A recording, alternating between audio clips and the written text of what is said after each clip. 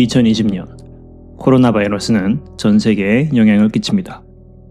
수백만 명이 죽어나가고 정부는 사람들의 경제 활동을 금지시킵니다. 위기에 빠진 사람들을 돕는다는 이유로 중앙은행은 돈을 찍어냅니다. 2008년 금융위기를 극복하기 위한 양적 완화와는 비교도 안 되는 이야기죠. 그리고 돈의 가치는 빠르게 하락합니다. 최근에만 일어난 일이 아닙니다. 우리가 쓰는 돈은 계속해서 가치를 잃어왔죠. 하지만 이렇게 가치를 잃는 돈을 벌기 위해 우리는 오늘도 누구보다 바쁘고 열심히 살아갑니다. 아무리 이렇게 노력해도 돈은 항상 부족합니다. 기술은 발전하고 사람들의 효율성은 올라갔지만 아이러니하게도 점점 더 많은 사람들이 빚의 노예가 되고 있습니다. 바로 우리가 쓰는 돈이라는 시스템 자체가 고장났다는 신호입니다.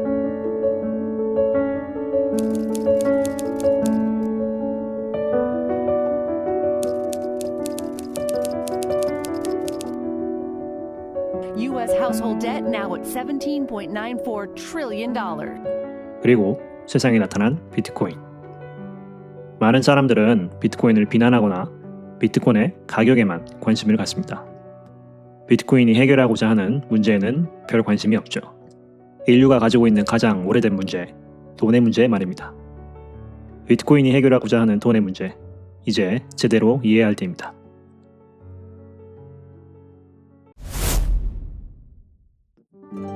돈의 문제를 이해하기 위해선 돈의 역사를 알아야 합니다.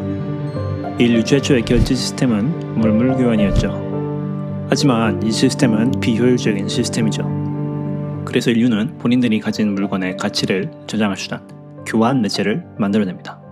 인류 초기에는 각종 가축이나 쉽게 찾을 수 없는 조개를 교환 매체로 사용했고 어느 정도 시간이 흐르고 나서 금이나 은으로 만든 동전을 쓰게 되죠. 그리고 수천 년이 지난 후 우리는 이런 화폐를 만들어냅니다. 이런 달러는 일정량의 금으로 교환이 가능했는데요. 예를 들어 내가 10달러를 가지고 있다면 정부에서는 15g의 금으로 교환을 해주었죠. 그리고 이런 달러 시스템을 우린 골드 스탠다드라고 부릅니다. 미국 정부는 사람들이 달러를 금으로 교환할 때를 대비해 달러에 비례한 양의 금을 보유해야만 했죠.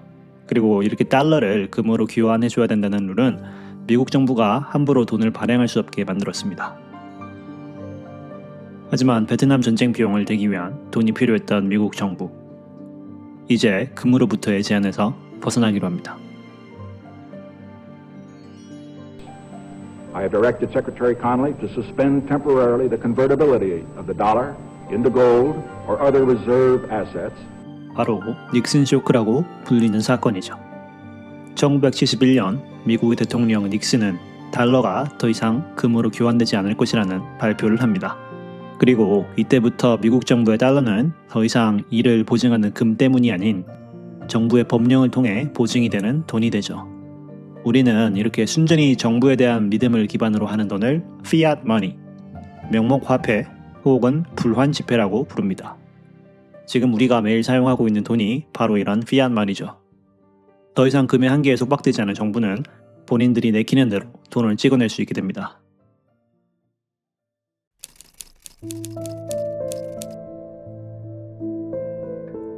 닉슨 쇼크가 있기 전인 1970년대 미국. 공산층 대다수는 가족 중 한 명이 일을 했고 그 노동의 대가로 가족에 부양하기 위한 집을 살 수 있었죠. 하지만 지난 50년 동안 구매력을 잃은 우리에겐 불가능한 이야기입니다. 우리가 아무리 열심히 일을 해도 인플레이션을 따라잡을 수 없죠. 결국 우리는 집을 사기 위해 평생 일을 해야지만 갚을 수 있을 정도의 큰 돈을 빚지게 되고 그 빚을 갚기 위해 직장에 더 충성합니다. 본인들이 노력한 만큼의 정당한 대가를 받지 못해 분노한 우리는 점점 더 불행해집니다. 정부가 끊임없이 생산하는 돈이 이 모든 문제의 근원이라는 것을 이해하지 못한 채로 말이죠. 많은 주주들은 본인들이 투자한 회사의 주식이 유상증자를 통해 늘어나면 분노합니다. 본인들이 소유하고 있는 주식의 가치가 줄어든다는 것을 이해하기 때문이죠. 하지만 우리는 정부에서 돈을 더 생산하는 것에 큰 관심을 가지지 않습니다. 정부가 그럴듯한 이유를 대며 우리를 쇠뇌하기 때문이죠. 돈의 생산에 대한 절대적 권리를 가지게 된 정부는 나라의 안전을 지킨다는 명목으로, 경제 위기를 극복한다는 명목으로 혹은 팬데믹으로 지친 사람들을 도와준다는 명목으로 돈을 무한대로 찍어냅니다. There's enough cash in the financial system, and there is an infinite amount of cash at the Federal Reserve. Infinite amount of cash at the Federal Reserve. 돈이 가지고 있는 문제는 인플레이션뿐만이 아닙니다. 바로 은행 시스템을 신뢰해야 된다는 또 다른 문제가 있죠. 사람들은 은행을 통해 본인들의 월급을 지급받고 본인들의 부를 은행에 맡깁니다. 그리고 우리는 은행이 우리가 맡긴 돈을 모두 가지고 있다고 생각하죠. 과연 그럴까요? 여기 A라는 사람이 100만 원의 현금을 은행에 입금합니다. 이 돈을 받은 은행은 그중 10만 원만 실제로 간직한 채 나머지 90만 원을 B라는 사람에게 대출해주죠. 그리고 은행 시스템에는 90만 원이라는 돈이 새로 나타납니다. 그리고 B라는 사람이 소비한 90만 원의 돈은 누군가의 소득이 되고 그 소득은 또다시 은행에 입금이 되죠. A의 100만 원에서 시작된 이 흐름은 은행 시스템에 끊임없는 새로운 돈으로 나타납니다. 그리고 은행은 대출 이자를 통해 매해 수백, 수천억 원의 돈을 벌죠.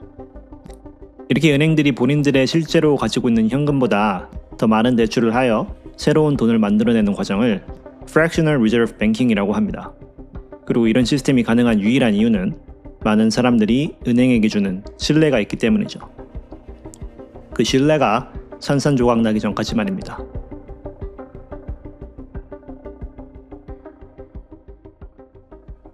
그리고 이렇게 끊임없이 가치를 잃는 돈과 금융 시스템의 신뢰를 잃은 한 사람은 정부와 은행에 대항하기로 합니다. 미국의 금융 위기가 한참이던 2008년, 익명의 한 프로그래머가 비트코인 백서를 공개합니다. 이 비트코인 백서는 프로그래머가 아니면 이해하기 힘든 각종 암호학과 컴퓨터 공학 이야기로 가득합니다. 하지만 누구나 이해할 수 있는 핵심은 마지막에 있죠. 신뢰가 필요 없는 디지털 결제 시스템. 비트코인은 쉽게 말하면 장부, 소프트웨어입니다. 장부에는 이렇게 영수가 옥순에게 이만큼의 돈을 지불하였다는 기록이 있습니다. 그런데 영수가 본인이 가지고 있는 것보다 더 많은 돈을 사용하려고 합니다. 이런 문제를 이중지출 문제라고 하죠. 지금까지 이중지출 문제를 해결하는 유일한 방법은 제3의 기관을 믿는 것뿐이었습니다. 우리의 신뢰를 대가로 그들은 이런 이중지출 문제가 발생하지 않게 모든 거래 내역을 검사합니다. 그리고 금융기관만이 이 장부를 컨트롤할 수 있죠. 하지만 그런 신뢰가 필요 없다는 비트코인, 이런 기관 없이 이런 문제를 어떻게 방지할까요? 비트코인의 장부는 네트워크상의 모든 이에게 공개됩니다. 컴퓨터들은 이 거래 내역이 이중 지출을 하지 않는지 확인합니다. 모두가 다 함께 금융기관의 검사 역할을 하는 거죠. 그리고 거래 내역이 정확한 거래라는 것이 확인되는 순간 레이스가 시작됩니다. 이 거래 내역을 공식적으로 장부에 올리기 위한 레이스죠. 아무나 거래 내역을 장부에 올리는 것을 방지하기 위해 비트코인은 문제 하나를 냅니다. 이런 공식을 해시 펑션이라고 하는데 원리는 간단합니다. 어떤 값을 해시 펑션에 넣으면 이렇게 0과 1로 이루어진 숫자가 나오죠. 이 0과 1이 256개 있다 해서 SHA-256 해시 펑션이라고 불리는데요. 해시 펑션에 들어가는 값을 조금만 바꿔도 결과가 완전히 바뀌게 됩니다. 재밌는 건 이 해시 펑션은 리버스 엔지니어링이 불가능해서 이 문제를 풀기 위해선 그저 아무 숫자나 넣어보는 수밖에 없습니다. 어떤 천재가 만들어낸 알고리즘 그런 것 없습니다. 비트코인이 원하는 숫자를 찾기 위해 그저 노가다 하듯이 아무 숫자나 넣어보는 거죠. 그리고 이 노가다라는 말이 매우 중요합니다. 금이 가치 있는 광물인 이유는 한정된 양의 금을 채굴하기 위해 누군가 이런 광산에 들어가서 에너지와 시간을 소비하며 한마디로 노가다를 했다는 건데요. 이렇게 아무 숫자나 마구 넣으면서 맞는 숫자를 찾기 위해 에너지를 소비하기 때문에 이런 시스템을 Proof of Work, 작업 증명이라고 합니다. 생각해보면 지금 정부가 발행하는 피앗 머니와는 정반대되는 개념이죠. 정부의 돈은 아무 대가 없이 무한대로 발행할 수 있는 돈이고 금은 노동이라는 에너지가 필요하고 희소성이 있는 상품이라는 건데 비트코인 역시 비슷합니다. 막대한 양의 전기를 컴퓨터가 소비해가며 2100만 개로 한정되어 있는 비트코인이라는 상품을 얻어야 한다는 거죠. 많은 사람들이 비트코인을 부의 저장 장치, 디지털 금이라고 믿는 이유입니다. 사토시 나카모토가 비트코인을 발표한 지 17년이 지난 지금, 비트코인은 믿을 수 없는 발전을 이룹니다. 단순히 가격의 발전을 말하는 것이 아닙니다. 화폐가 최소한의 역할조차 못하는 제3국의 많은 나라에선 비트코인이 사실상 화폐로 이용되고 있습니다. 가난한 나라들만 비트코인에 주목하는 것이 아닙니다.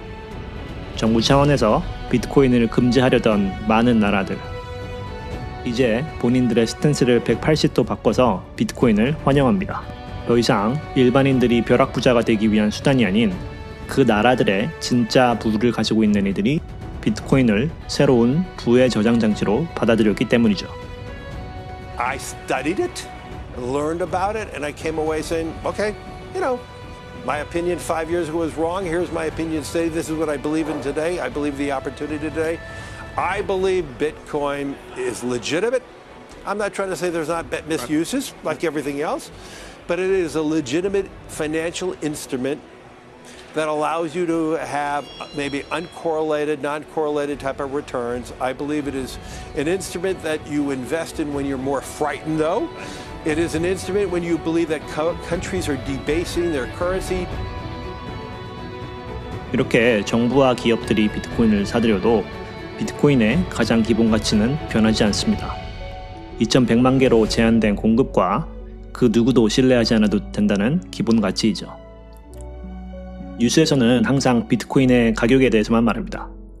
혹은 레버리지를 통해 위험한 투자를 해서 전 재산을 날린 사람들의 이야기를 전하거나 거래소가 해킹된 것을 두고 비트코인 네트워크 자체가 해킹당한 것 마냥 이야기를 하죠. 그럴 때일수록 비트코인의 기본 가치를 기억해야 합니다. 본인이 비트코인을 이해하기 위해 쏟은 시간과 노력, 즉 본인의 proof of work를 기반으로 다른 사람들의 얕은 이해를 기반으로 한 비판과 조롱은 무시한 채 비트코인의 성장을 지켜보는 것이죠.